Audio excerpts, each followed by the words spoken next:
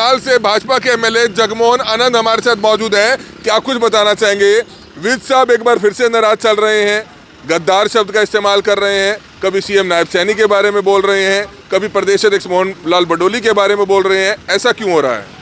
इसके बारे में तो आप विज साहब से ही पूछिए, ज़्यादा अच्छा है, क्योंकि बहुत हमारे सीनियर नेता हैं और बड़े वरिष्ठ नेता हैं और लगातार 7 बार से विधायक है। उन्होंने तो कल ये भी कह दिया कि सीएम साहब जो है हवा में हैं, उनको विधायकों से बातचीत करनी चाहिए, मंत्रियों से बातचीत करनी चाहिए, उनकी परेशानियां पूछनी चाहिए, उनसे कुछ काम जो है वो पूछने चाहिए। हालांकि हम देखते हैं समय समय पर विधायकों की मीटिंग होती रहती है, चंडीगढ़ में आप लोग जाते रहते हैं। मीटिंग के अलावा कमल जी, मीटिंग के अलावा लगातार मुख्यमंत्री जी के संपर्क में हम लोग हैं। मुख्यमंत्री जी अगर उड़न खटोले पे या विधायक को नहीं मिलते हैं, जहाँ तक मेरा ख्याल है कि भी मेरा अपना जो निजी एक्सपीरियंस है कि मैंने जब मुख्यमंत्री जी को कॉल किया या मुख्यमंत्री जी को कोई काम से मैंने बात की है, तो देखिए वो काम तुरंत और वो मेरी आत्मा महसूस करती है। मैं नहीं बोलता, मेरी आत्मा बोलती है। मेरी आत्मा ये महसूस करती है कि उनको आसमान से नीचे आना चाहिए। विधायकों की, मंत्रियों के साथ उनको बैठकर समय बिताना चाहिए। पुलिस उनको निर्दोष साबित नहीं कर देती है, क्योंकि 376D का आरोप है। तब तक उनको त्याग पत्र दे देना चाहिए। जो पार्टी की सिद्धांत हैं उनको बनाए रखने के लिए मेरा तो यही मानना है कि उनको तुरंत त्याग पत्र दे देना चाहिए। तो तस्वीरें देख सकते हैं, आजकल हरियाणा के दबंग मंत्री अनिल विज एक बार फिर से भाजपा सरकार से नाराज नजर आ रहे हैं। क्यों नाराजगी है उनकी, बहरहाल उनको ज्यादा पता। लेकिन करनाल से भाजपा के एमएलए जगमोहन आनंद हमारे साथ मौजूद हैं। क्या कुछ बताना चाहेंगे? विज साहब एक बार फिर से नाराज चल रहे हैं, गद्दार शब्द का इस्तेमाल कर रहे हैं, कभी सीएम नायब सैनी के बारे में बोल रहे हैं, कभी प्रदेश अध्यक्ष मोहन लाल बडोली के बारे में बोल रहे हैं। ऐसा क्यों हो रहा है?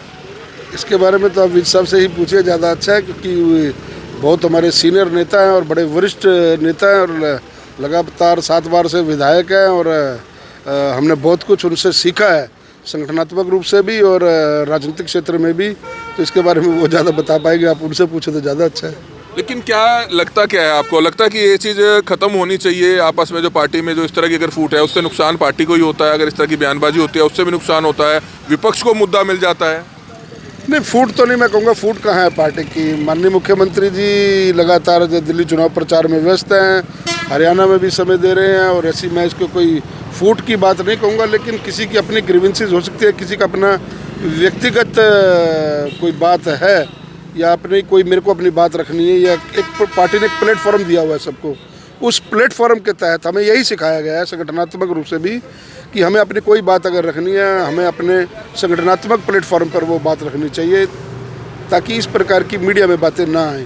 तो विज साहब बहुत सुलझे और वरिष्ठ साथी है, मैं क्या टिप्पणी करूं उसके ऊपर। हमें अपनी बातें अगर पार्टी प्लेटफॉर्म पर रखें तो वो ज़्यादा अच्छा। उन्होंने तो कल ये भी कह दिया कि सीएम साहब जो है हवा में हैं, उनको विधायकों से बातचीत करनी चाहिए, मंत्रियों से बातचीत करनी चाहिए, उनकी परेशानियां पूछनी चाहिए, उनसे कुछ काम जो है वो पूछने चाहिए। हालांकि हम देखते हैं समय समय पर विधायकों की मीटिंग होती रहती है, चंडीगढ़ में आप लोग जाते रहते हैं। मीटिंग के अलावा कमल जी, मीटिंग के अलावा लगातार मुख्यमंत्री जी के संपर्क में हम लोग हैं। उनकी टीम के सदस्य हैं। चुने हुए सदस्य के साथ अगर मुख्यमंत्री जी बात नहीं करेंगे तो तीसरी बार सरकार कैसे आती है हरियाणा में, मुझे बताओ आप।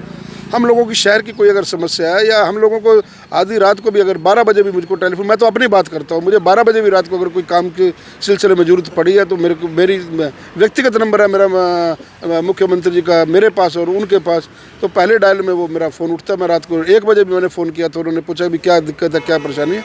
देखिए, इन बातों से मतलब कोई मैं विरोधाभास हूँ कि भी मुख्यमंत्री जी अगर उड़न खटोले पे या विधायक को नहीं मिलते हैं, जहाँ तक मेरा ख्याल है कि भी मेरा अपना जो निजी एक्सपीरियंस है कि मैंने जब मुख्यमंत्री जी को कॉल किया या मुख्यमंत्री जी को कोई काम से मैंने बात की है, तो देखिए वो काम तुरंत और होने वाले काम।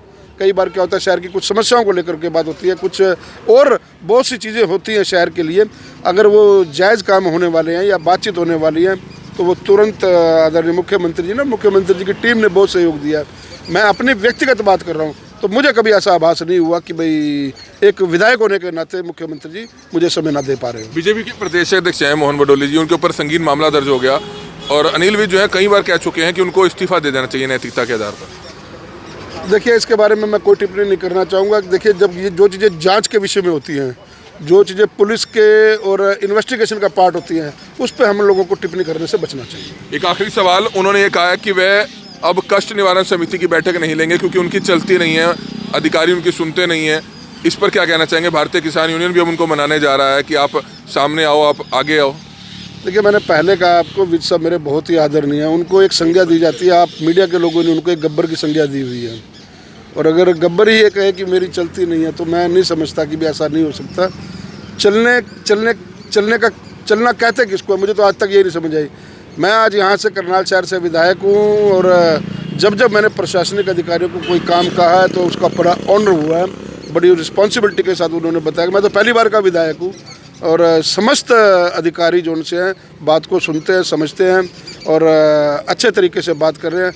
मेरे को मेरे शहर से और मेरे प्रशासनिक अधिकारियों से जहाँ तक मेरी अपनी बात है, मुझे कोई शिकायत नहीं।